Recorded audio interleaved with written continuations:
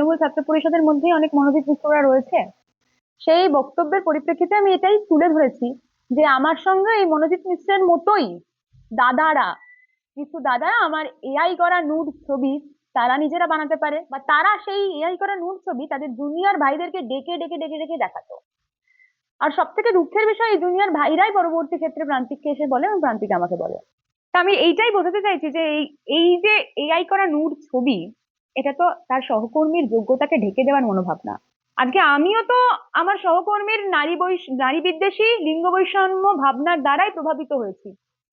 তো এইটা শুধুমাত্র মনোজিৎ মিশ্রের মতো পূর্ণ বৃক্ষরা নয়, চারা গাছরাও রয়েছে। গুরুত্বপূর্ণ প্রশ্ন আমাকে অনেকেই বলতেই পারে যে এখন কেন বলছেন, এখন পদ নেই বলে বলছেন।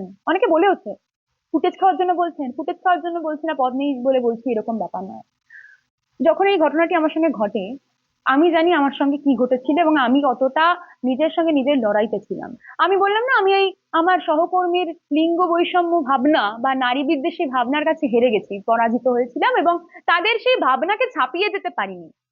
তাই হয়তো আমি সেই সময় ভোকাল হতে পারিনি, কিন্তু অন্য কারোর সঙ্গে হলে নিশ্চয়ই ভোকাল হতাম, সেটা আমি